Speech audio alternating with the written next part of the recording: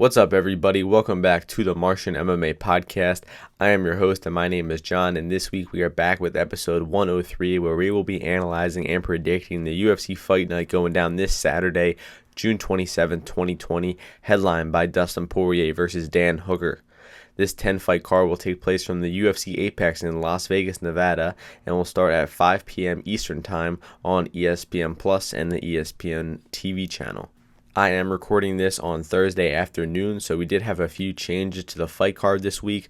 Kyle Nelson fell out of his fight versus Sean Woodson and has been replaced by Woodson-Erosa.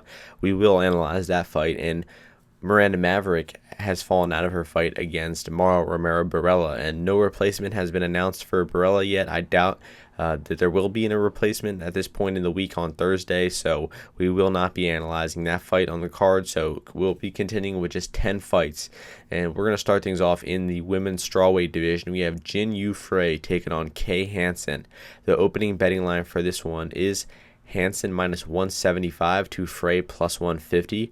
Right now we are seeing Hansen minus 165 to Frey plus 145. So there is two-way action coming in on this fight. The early action came in on Frey. She was down to about plus 115, 120 at some points, and now the action has been coming back in on Hansen. And I actually tweeted out about 2 to 3 days ago a one-unit play on Hansen at minus 135, which is actually the lowest that she's ever been. She was open 175. She got up to 135 for a little bit and has since just steadily dropped back down. So I did get in on Hansen at the perfect time at the best price available. So it's looking like a good bet right now. I did get about 5-6% value on the line currently, so things are looking good. But the way I see this fight is just it's a one-dimensional grappler in Hansen versus the better, well-rounded fighter in Frey. But I just don't think that Frey will be able to stop takedowns here. I think that Hansen is the bigger fighter. Frey is moving up to 115 pounds. She typically fights at 105, and she's definitely going to be undersized coming in here. And I just have not seen enough takedown defense or ability to get off her back to think that Frey will be able to stop the takedowns or will be able to get off her back versus Hansen.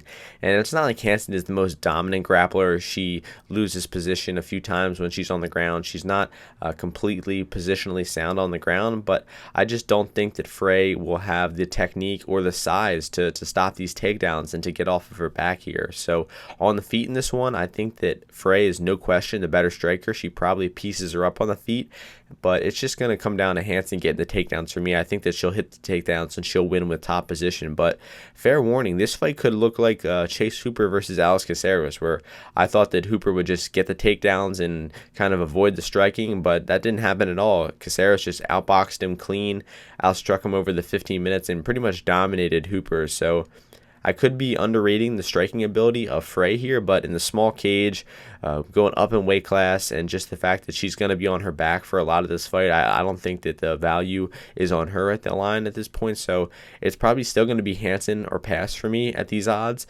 Maybe look to a live bet Jin Frey if Hansen isn't getting takedowns, but as of now, the pick is going to be Hansen by decision, and we could even see a submission from Hansen at some point too.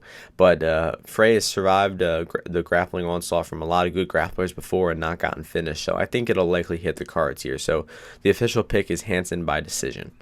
The next fight takes place in the featherweight division. We have Jordan Griffin taking on Youssef-Zalal. The opening betting line for this one was Zalal minus 125 to Griffin plus 105. Right now, the line is the exact same, but there has been two-way action coming in on this fight. I think the early action came in on Griffin, and I was actually able to place my bet on Youssef-Zalal at plus 100 for 1.5 units.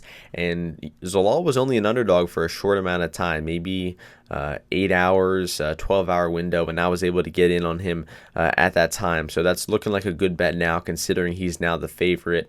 And it basically comes down to Griffin just not having a good style to win rounds. He just does not win rounds definitively. He has very bad takedown defense and can get stuck on bottom for long periods of time. And even when he's on the feet, he has some effective offense, but he's pretty sloppy and wild a lot of the time. He gets in wild exchanges where he's winging left hands. But I mean, he's dangerous from the feet for sure. But if I look at this fight, I just think that Zalal is the more technical fighter in pretty much all aspects of MMA. I think he's the more fluent striker. I think that he showed some good striking in that Lingo debut.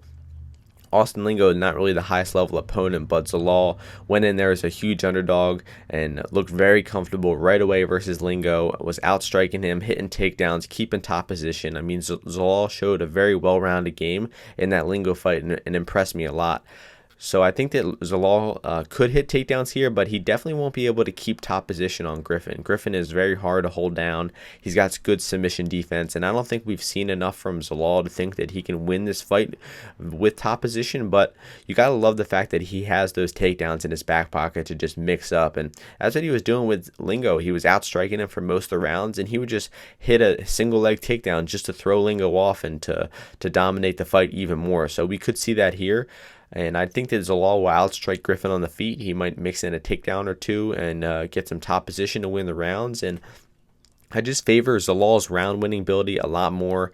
I think that Griffin would need either a knockout on the feet or a submission off of his back, and he does get those sometimes. I mean, he is a very good finisher. He wins most of his fights by finish, but if this one hits the scorecards, if this one ends up having these prolonged striking exchanges, I think that we're going to see that Zalal is the better fighter of the two. So the pick for me is going to be Zalal by decision. It could be a close decision. It's not going to be a dominant performance from Zalal in my opinion, but I think that he is the better fighter at this point and has the more potential upside in this fight. So I'm going to pick Zalal by decision. Where the money line is at right now, I would say it's probably a pass. I got that plus money on Zalal, and it's not going to be dominant enough to I think that you can be betting Zalal as a favorite. So it's probably going to be a pass in the betting line where it's at now, but if Zalal gets back up to an underdog, I would look to bet him if I were you. So once again, the pick is Zalal by decision. The next fight takes place in the welterweight division. We have Takashi Sato taking on Sato-Brahimaj. The opening betting line for this one was Sato minus 185 to Brahimaj plus 145. Right now we are seeing Sato minus 125, Brahimaj plus 105. So much more action coming in on the underdog Brahimaj, and he seems to be a popular pick this week amongst bettors. And I don't think I understand it, to be honest. I think that Brahimaj He's a very muscular, aggressive guy early. He tends to use a lot of energy, going for big knockouts and takedowns and submissions in round one, but he consistently slows down after round one. He's gassed out in fights before, and he's not lost badly when he gassed out. I mean, he still contended with cuts when he fought him and gassed out, but he did lose that decision, I believe. And I just don't think we've seen enough from Brahimaj to think that he can compete with Sato coming in here in his UFC debut. He fights out of Fortis MMA. He does not seem to have good striking defense at all. And I think that on the feet, we're going to see Sato being the better striker, and he's probably going to find a home for that left hand pretty consistently and might even knock Brahimaj out. Now, Brahimaj does like to go for takedowns and submissions, and Sato has been susceptible to getting taken down and getting his back taken. He did get choked out in his last fight by Bilal Muhammad. He got taken down and out-wrestled for the majority of that fight, so Brahimaj is definitely going to look to implement the same game plan to take Sato down and try to get a finish, but I just haven't seen enough reliable takedowns, good top control, or solid submission game from Brahimaj to pick him here. And I think that Sato actually withstands that early grappling onslaught and is able to not get submitted, stay off of his back, make it into the later rounds where he should be the fresher fighter, and likely finish Brahimaj in rounds 2 or 3. And the most confident bet in this one for me is the under 2.5. I did bet it at minus 130, and I think that that covers the most possible outcomes for this fight. I think that if Brahimaj wins, it's likely going to be by a finish in rounds 1 or 2, and I think that if Sato wins, it's likely going to be a finish in rounds 2 or 3. There's always a slight chance this goes to the scorecards, and the most likely way it goes to the scorecards is just Sato being a little too complacent. Maybe he just doesn't go for that finish. Maybe he's content to outstrike Brahimaj in a low output decision and win the last 2 rounds. But from what I've seen from Sato, he goes for the kill. I mean, he has Most of his wins are by finish. Most of his wins have come in the first and second round. Same with Brahimaj too. So I think that I'm pretty confident in the under 2.5 rounds in this one. It's still minus 135. I think that's a pretty solid bet for how these two match up. And in terms of a pure pick goes, I'm going to go with Sato round 2 knockout, but not playing Sato money line, even though it's a bit appealing at only minus 125. And I don't get the Brahimaj action either. I think that he's a little too raw, powerful, and athletic, and just has not shown the proper skill to be a bet here in his UFC debut, even though he's fighting a beatable fighter in Sato. So the pick for me is the under 2.5 rounds in terms of a bet, and the official pick is going to be Sato round 2 knockout. The next fight takes place in the heavyweight division. We have Pena-Worthy taking on Felipe Lins. The opening betting line for this one was a minus 115 pick'em on both sides, and right now we are seeing Boser minus 115, Lins minus 105. So there is pretty much a pick'em fight from the jump, and it's remained a pick'em. We've seen both guys bounce up from minus 115, minus 110, minus 105. I think the more action is probably coming in on Pena-Worthy, but it's really hard to tell. I think that people are betting both sides of this fight, and for a good reason. It's going to be a close decision. Both guys are strikers. They both have a decent output. I think Boser has solid output, and Lins, his output in that last fight, his debut against Andrei Arlovski, was actually very poor. He slowed down heavily after round 1 and was able to lose that fight. He lost that fight 30-27 on 2 scorecards. So Lins came in fresh off winning the PFL. He was a minus 200 favorite versus Andrei Arlovski. People were really high on him, and then he kind of shit the bed in that debut, gassed out after round 1, and lost that fight decisively versus Andrei Arlovski. And Andrei Arlovski is kind of a litmus test at this point. He fights most heavyweights on the roster, and most of the heavyweights pass that test if they want to succeed in the UFC. And the guys who lose to Arlovski tend to not succeed and end up having a rough next couple of fights. So I think it's very possible that Felipe Lins left the best of his career back in PFL, and he's maybe not the same fighter he once was. He definitely looked slower, less powerful, slower in terms of his speed and his strikes too. I mean, he just looked very underwhelming in that fight. And Pena-Worthy, I think, has actually impressed me in his UFC debut or his UFC fight so far. Only 2 fights. He out-kickboxed Daniel Spitz to a dominant decision, was lighting up his lead leg with inside leg kicks, outboxing him. Good steady output through all 3 rounds. And he was soundly beaten by Cyril Gane in his last fight, but he stayed tough. He competed with Gane. It was a kickboxing fight for most of the fight, and Boser was not completely outgunned. So I think that Boser has shown more in the UFC than Lins has, and I think that he matches up pretty well with Lins here. I think that leg kicks are going to be landing for Boser. It's probably going to be a pretty even boxing exchanges between the two, and I just got to favor the output of Pena-Worthy throughout the 3 rounds. I think he's the more consistent minute winner. He's going to be having more consistent volume throughout the 3 rounds, and I think that reason alone is a good enough reason to pick him here. I'm in no rush to bet the money line in this fight because it's going to be a close decision. I could see the fight going either way on the scorecards. It could be 20 strikes to 15 strikes in every round, and we think the Boser should win every round, but it's going to be up in the air, and the judges could see it either way. But the bet for me in this fight is actually going to be the goes the distance.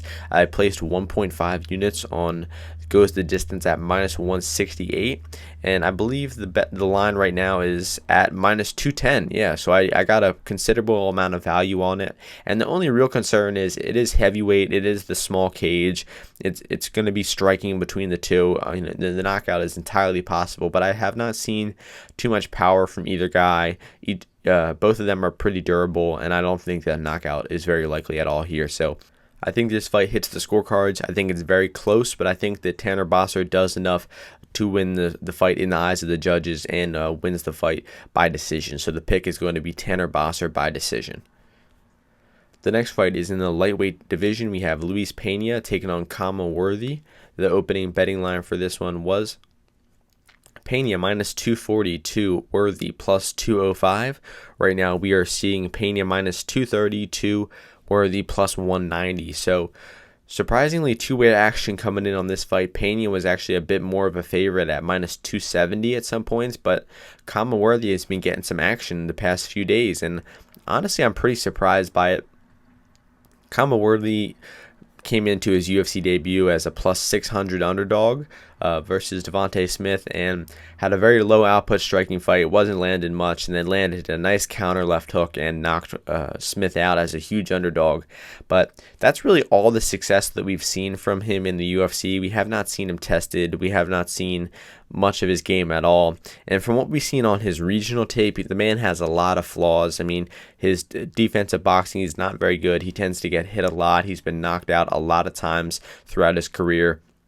Does not have the best takedown defense, and does not have reliable defensive grappling. And for me to pick him against Luis Pena, I got to know that he can stuff takedowns. I got to know that he can get off of his back. And he just has not shown that he's able to do any of that. So I think that Pena is the rightful side in this one. Even at minus 230, I think that there's actually some value on Luis Pena at those odds.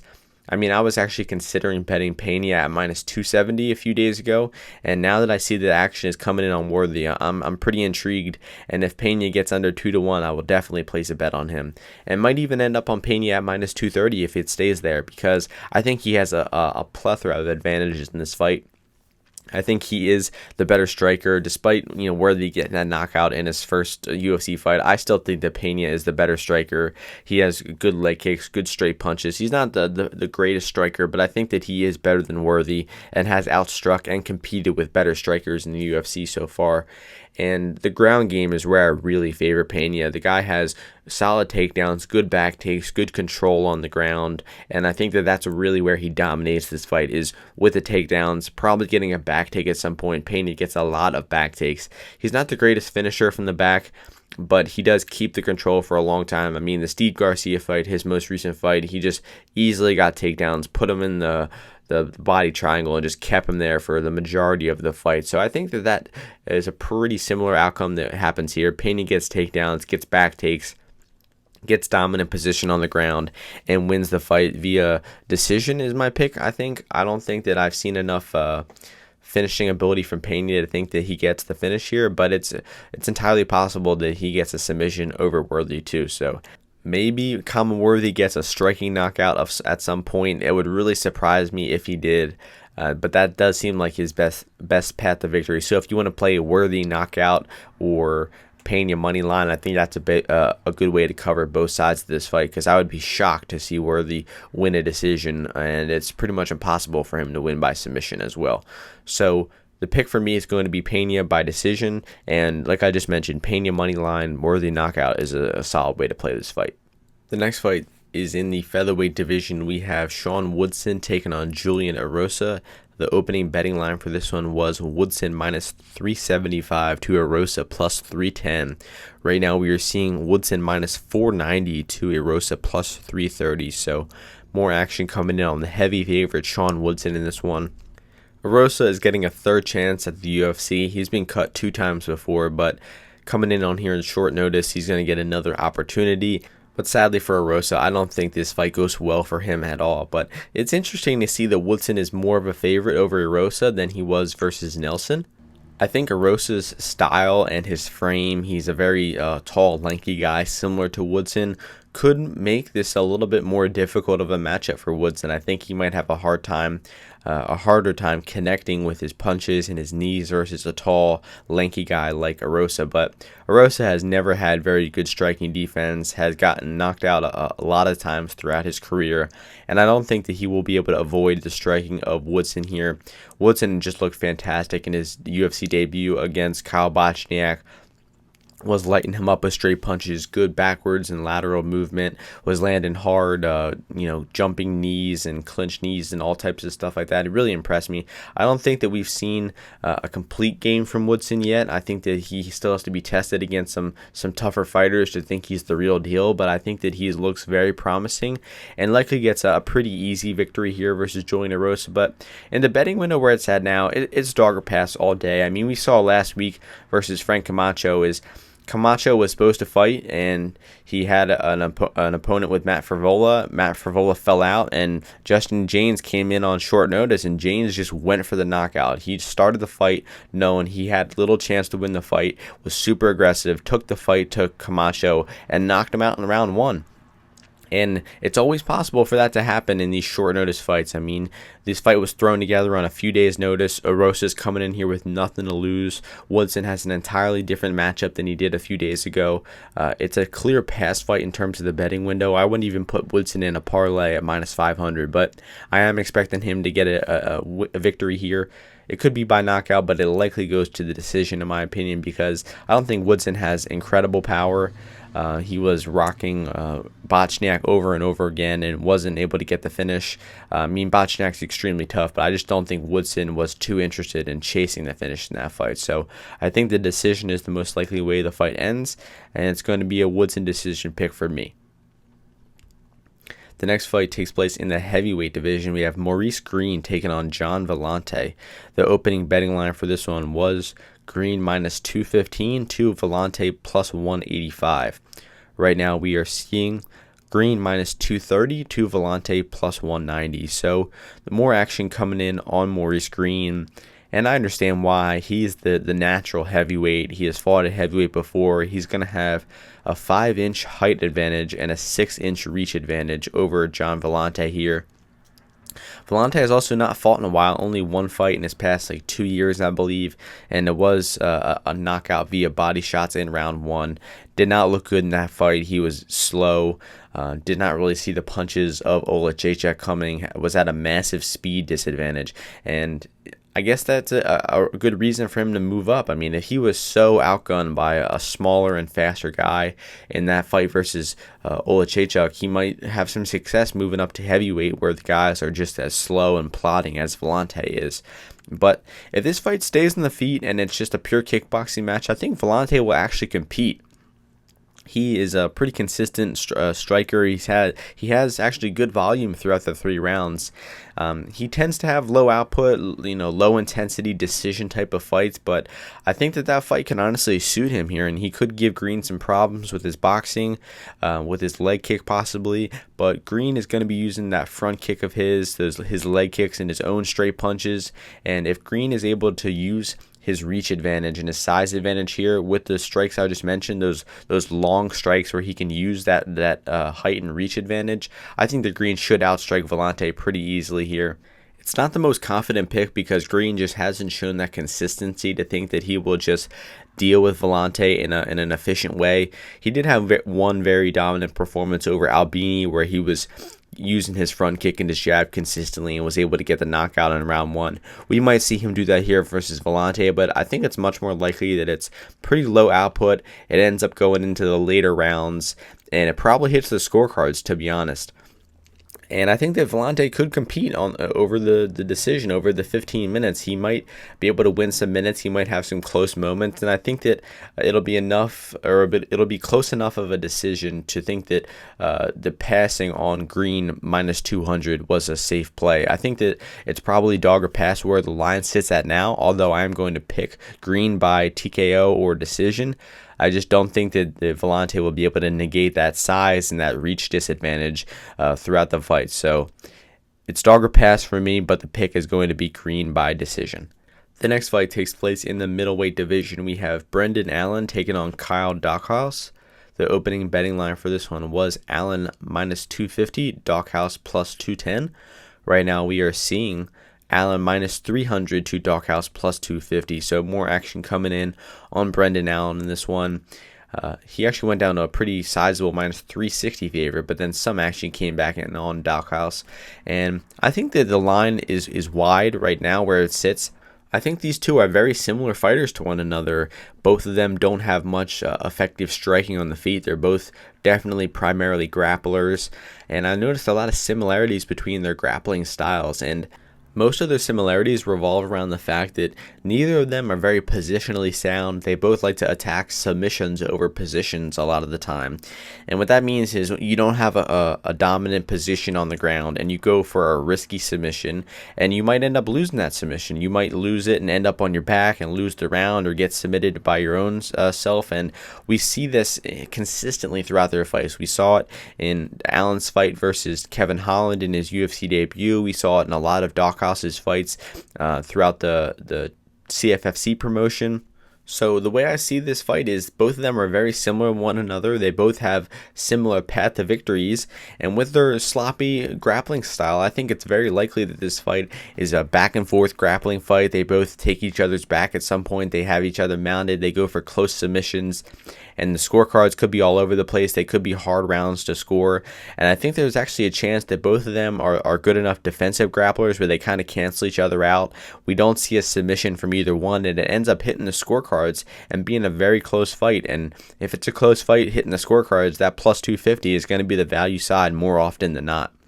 I completely understand why Allen is the favorite here. He has the UFC wins, had a nice victory over Tom Brees in his last fight, who's a solid grappler of his own. And I actually think that Allen has shown the better wrestling and the better striking of the two. He does have some knockouts via striking on his record, and I think he's the harder and more effective striker on the feet than Daukhaus. Daukhaus tends to be very limited and low output on the feet, and is primarily just looking to set up his takedowns, while I think that Allen can actually strike a little more effectively of the two. So I understand why Allen is the favorite. I think that he should be around minus 200 at worst, and I think that there is actually a pretty considerable amount of value on Daukhaus money line, and especially Daukhaus by decision, which is at almost plus 600 earlier in the week. So I have one unit on Daukhaus plus 270 and a half a unit on Daukhaus decision at plus 605. And I'll probably limit that action a little bit, probably reduce it to like a half a unit on Daukhaus and keep the half a unit on decision as well, because I do think that Allen wins the decision in this one by just being on top more, being the more effective grappler in the eyes of the judges. But it's going to be a close back and forth grappling fight. I would not be confident in Allen money line, although I am picking Allen by decision as my official pick. The next fight is in the welterweight division. We have Mickey Gall taking on Mike Perry. The opening betting line for this one was Perry minus 150 to Gall plus 120. Right now we are seeing Perry minus 290 to Gall plus 245. So I don't know anybody who actually bet that Perry minus 150 line. It might not even have been a real line at some point, but that's what it says on Best Fight Odds. It's quite hard to believe though. But where the line sits at now with Perry at almost a 3-1 favorite, I think the line is actually accurate because he's just the massively better striker than Mickey Gall in this spot. And Mickey Gall is going to have to hit takedowns to win this fight. And I just don't think that we've seen enough wrestling ability from Gall to think that he can take Perry down. Perry is not a terrible defensive grappler. He has defended some takedowns from decent guys like Alex Oliveira, and has actually hit his own takedowns from time to time. So I don't think that Perry will get taken down easily. I don't think that he will get dominated on the mat at all. But I do think that Perry dominates the striking here and likely lands a knockout on Mickey Gall here. I mean, the way Mickey Gall just rushes in to the pocket and is open for those counter left hooks. I mean, Salim Touhari landed a few hard left hooks on Gall because Gall was just entering in the pocket in such a predictable way. And for Mike Perry, a talented striker with great power, I think that he has a great chance at knocking Mickey Gall out very early in this fight. But got to be a bit concerned because Mike Perry, not the most reliable guy. He could get taken down. He could get stuck on his back, possibly even submitted here. And I think that that's Mickey Gall's only chance at winning the fight is hitting takedowns and likely hitting a submission. I don't think that Mickey Gall will win a decision. I think if he wins 2 rounds, I think it's very unlikely that he wins 2 rounds without getting a submission at some point. So I think a good way to play the fight would be Perry money line and Gall submission, maybe Perry knockout, Gall submission. I think it's extremely likely that Mike Perry gets the knockout here from just how bad Gall's striking defense is on the feet here. So the pick for me is going to be Mike Perry by knockout. you can't be too confident in him because there's a lot of crazy stuff going on with Mike Perry. He has no official coaches for this fight. His girlfriend will be the only coach in his corner. But I think that's just kind of like a fun narrative to the fight and nothing that will actually come into play in the actual matchup. So the pick for me, Perry by knockout. I'll go with round 1. I think it happens very quickly. And in the main event of the evening in the lightweight division, we have Dustin Poirier taking on Dan Hooker. The opening betting line for this one was Poirier minus 165 to Hooker plus 135. Right now, more action coming in on the favorite. Poirier is now minus 225 to Hooker plus 185. This should be a really fun fight. I'm looking forward to see how these two match up. But honestly, I'm very confident in Dustin Poirier here. I think that Poirier is still a few notches above Dan Hooker. And even though we've seen Hooker massively improve in his last few fights, and even though we saw Poirier lose to Khabib last fight, I still think that Poirier is on another level than Dan Hooker is at this point in their careers. And unless Dustin Poirier has started to decline athletically, which is entirely possible, the guy has fought in the UFC for almost 10 years now at featherweight, lightweight, the best divisions in the UFC against some of the best fighters that have ever fought in the UFC. And it's entirely possible that he starts to decline athletically soon, but I don't think that time is quite here yet. And I think that he still has a lot left in the tank and probably gets a pretty dominant victory over over Dan Hooker here, So some of the advantages that I give to Dustin Poirier is the pocket boxing. And we saw in Dan Hooker's fight against Paul Felder, he was landing the leg kicks, the calf kicks. He was landing his jab. He was using his reach to outstrike Paul Felder. But once Paul Felder made some reads, he got aggressive and he started getting inside the pocket, throwing combination strikes, is when he started to outstrike Dan Hooker.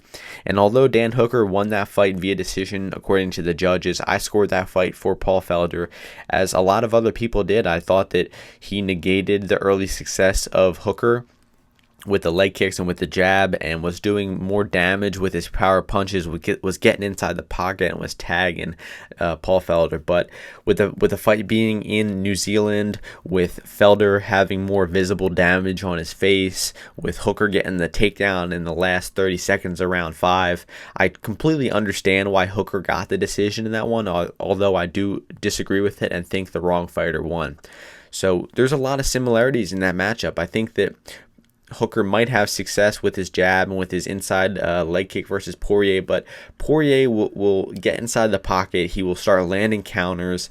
And I think Dustin Poirier's fight against Justin Gaethje is a great analog for this fight, because Gaethje had a lot of success with his leg kicks in the orthodox stance. He was lighting up Poirier's inside leg with that leg kick, but Poirier was able to adapt and was able to realize that he needs to start throwing his counter left hand every single time Justin Gaethje leg kicks, and that's exactly what led to the knockout in the 4th round. Gaethje threw an inside leg kick, Poirier sat down on the left hand, rocked Gaethje, and got the finish. And I think that that's just very similar to what happens here. Hooker might go for those leg kicks, but he's going to get countered hard and discouraged from throwing them anymore. And Hooker's going to want to keep this fight at range where he can use his reach advantage, and I just don't think that he will be able to do it. I think that Poirier has the better footwork. He's going to be pressuring, he's going to be getting inside the pocket, and he's going to start to outbox Dan Hooker. And it really just comes down to the pocket boxing, and I think that Poirier is the much better pocket boxer. He's got more power in his hands. He's the more fluid puncher, and I think that Poirier ends up doing a lot of damage with his punches and negates that reach advantage from Hooker. So the pick for me is going to be Poirier by TKO in round 4 or 5. Could even see a decision because Hooker is really tough, but I think that the accumulated damage from Poirier's punches ends up catching up with Hooker, and he ends up getting finished in rounds 4 or 5 here. So if Poirier's money line drops under 200, I will definitely bet him. Might even end up on him at minus 220 if the odds stay the same, because I am extremely confident in Poirier. I would give his chances more at around 75-80%. and think that the only way he loses this fight is if he is athletically declined, not the same fighter he once was a few fights ago, like versus Max Holloway, and he just can't take a punch the same. He can't get inside on Hooker and gets outstruck at range. But I think that's very unlikely, and I think that Poirier gets his hand raised on Saturday night, and I'm very confident in the Diamond to win. So that is going to do it for the podcast this week. I will have all of my official bets on my Bet MMA tips page, but just a quick run through. Got 1 unit on K. Hansen minus 135, 1.5 units on Youssef-Zalal plus 100, 2 units on the under 2.5 rounds in the Sato-Brahimaj fight, 1.5 units on the Lins-Boser fight to go the decision, and half a unit on Daukhaus decision plus 605, 1 unit on Daukhaus moneyline plus 270. And that is going to do it for the official bets I have so far. Also have some action on Mike Perry by knockout at minus 135. So that is going to be all for the official action. Once again, Bet MMA Tips is where I post all my official bets before the events. You can see that in my Twitter, the YouTube description of the video, and that's how you see all the official plays. So that's going to do it for the podcast this week. Hope you all enjoyed it, and I will see you all in 2 weeks for UFC 251. Peace.